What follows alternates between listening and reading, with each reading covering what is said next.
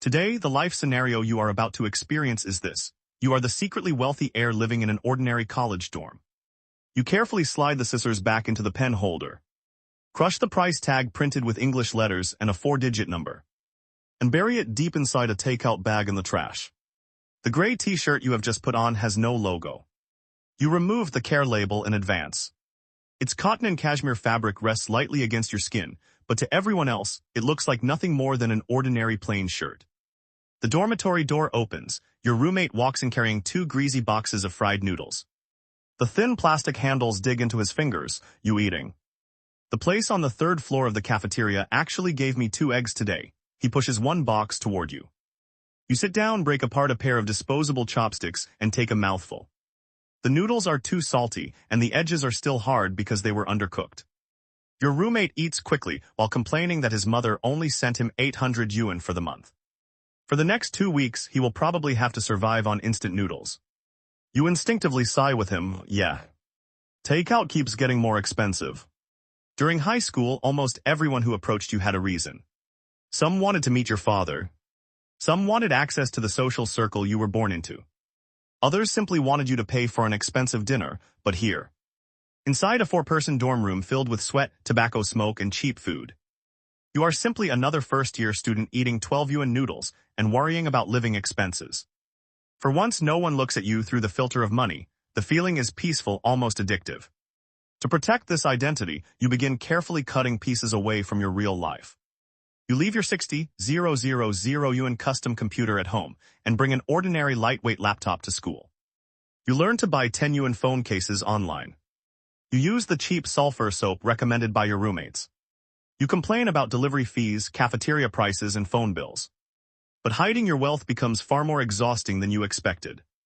The differences appear everywhere, often in the smallest details.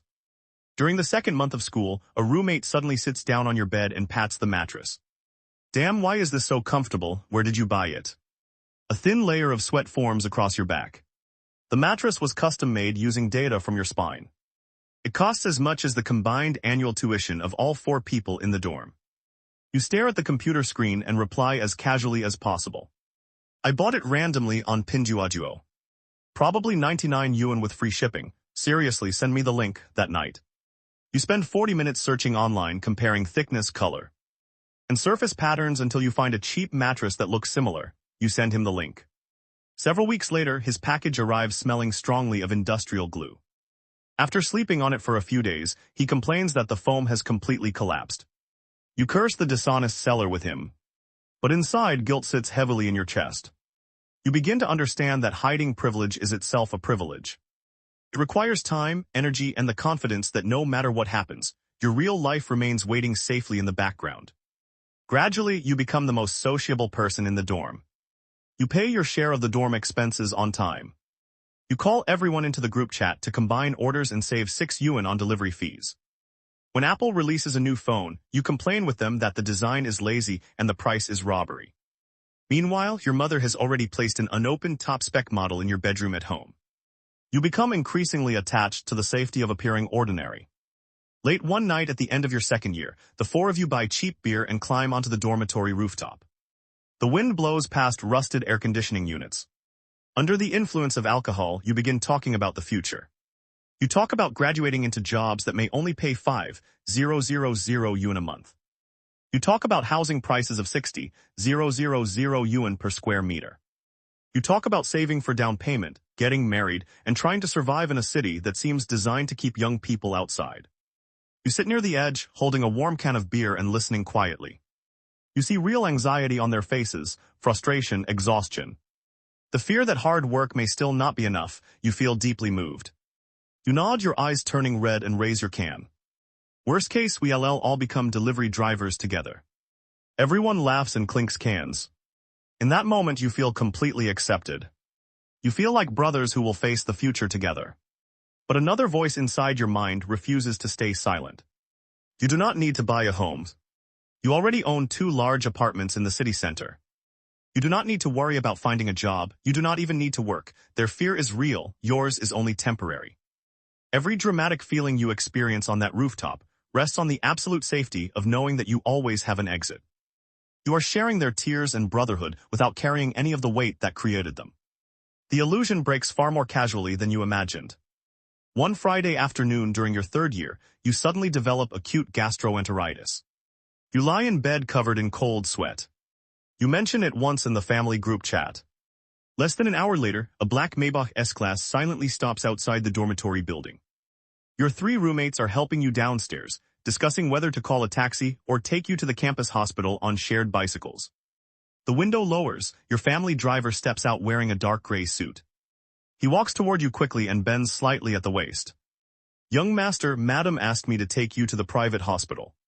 The specialist has already been arranged." For a moment the air seems to stop. The roommate holding your left arm is the same one who once complained about the cheap mattress you recommended. His hand suddenly stiffens. He looks at the black car, then at the license plate, then at you. There is no hatred in his eyes, no obvious jealousy, not even anger.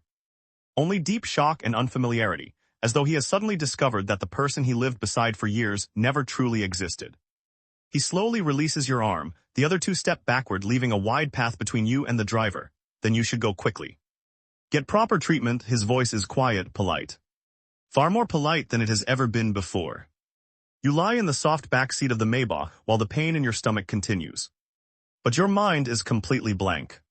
In the rearview mirror, you watch the three of them standing awkwardly on the dormitory steps, becoming smaller and smaller. You know something has broken permanently. After you recover and return to school, no one excludes you, no one insults you.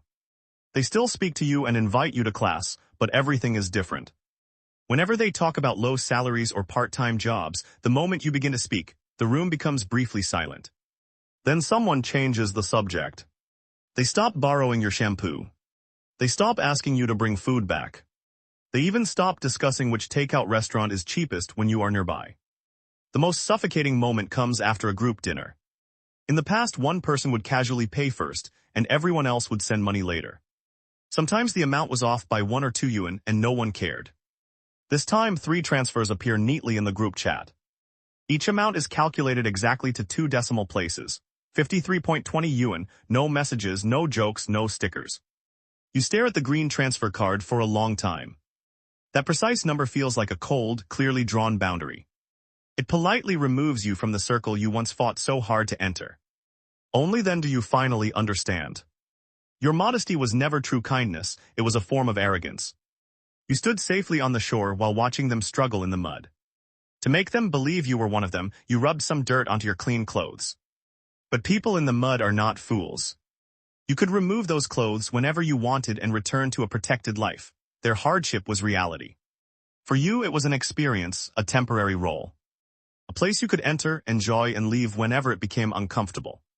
Hidden privilege can feel more painful than open wealth, because it turns another person's struggle into part of your personal experiment. That evening, you sit quietly as the screen of your phone goes dark. Your reflection appears in the black glass. You stand up and walk to the sink on the balcony. Cold water runs over your hands. Drops strike the white ceramic basin with sharp, clear sounds. You dry your hands and open the wardrobe. Your eyes pass over the cheap basic t-shirts you bought to fit in, now stiff after repeated washing. Then your gaze stops at the far corner. Inside a protective garment bag is a navy blue jacket you genuinely love. Its design is clean and sharply tailored. You take it out. For once, you do not check the label. You do not calculate whether it looks too expensive. You simply put it on and pull up the zipper. Your roommate looks up from his computer, going out. In the past, you would have lied. You would have said you were going for a walk or heading to an internet cafe. This time you pick up your car keys and answer calmly, "Yes. My dad has a dinner meeting nearby. He asked me to join him." Your roommate pauses for half a second, then he nods, "Okay, be careful on the way." You open the dormitory door. The damp, stale wind of the hallway blows toward you. You place the keys in your pocket and gently close the door behind you. The lock clicks softly. For the first time, you feel that you can finally breathe normally in this place. Not because you have become ordinary. Not because they have fully accepted you. But because you have finally stopped pretending to be someone else.